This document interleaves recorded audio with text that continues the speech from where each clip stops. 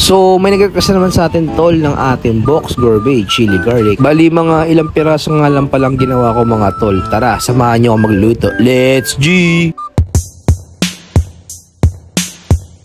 So sabi ko nga pala kanina mga tol, meron na naman nag-request sa atin ng ating box gourmet chili garlic. Gagamit lang tayo dito ng red chili mga tol. Bali mga 1/4 lang nga palang gagamitin ko dito. Ipapakita ko pala sa inyo mga tol kung paano ako gumawa ng aking homemade chili garlic. Itong process pala itong mga tol, bali mabilisan lang to. Usually kasi mga tol, pag gumagawa ko ng chili garlic, binibilad ko yung sili sa araw sa loob ng 3 araw bago ko siya tol lulutuin. So ay mga tol, naglagay pala ako ng mantika dun sa ating peeled garlic. Gagamit pala tayo dito tol ng food processor. Pwede rin naman kayo gumamit ng blender kung meron kayo. Kung wala naman kayong blender pati food processor mga tol, pwede nyo naman siya hiwain o tadtarin. Kaso matagal yun mga tol. Especially pag gumagawa ka talaga ng pang-business na ganito mga tol. So ay mga tol, malapit na maluto yung ating sili o chilies. Kung mapapansin nyo mga tol, naging dark o maitim na yung ating sili mga tol. Yan ang talaga mas masarap o mas maanghang na sili.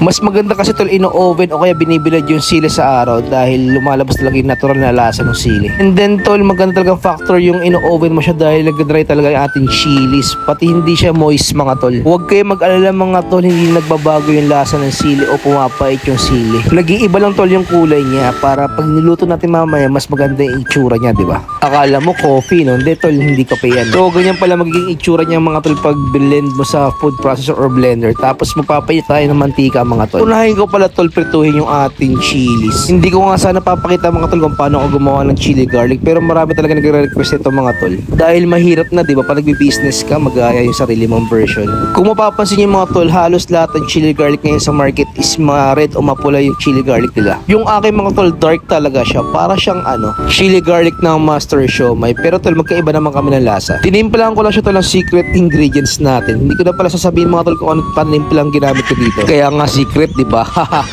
Pag malamig na yung mga tol, pwede mo siya ilagay sa bote o lalagyan. At ayun na nga mga tol, pag kumapit ka nga pala sa point ng video na ito, may comment down below naman sa kaparte ng mundo o parte ng Pilipinas para mabati ng mga sa mga next vlogs ko, di ba? So ayun mga tol, naglalagay na pala tayo ng sticker label natin. Ako rin pala gumawa ng ating sticker label mga tol. Hindi ko na pala tol siya i-steam o pakukuloan sa ating steamer dahil sarili pang consumption lang naman to nung kliyente natin o customer natin mga tol. Purpose naman tol ng pag-i-steam o pagpapakulo dun sa ating bote is para tumagal yung shelf life niya mga tol. Aabot siya ng 6 months to 1 year mga tol.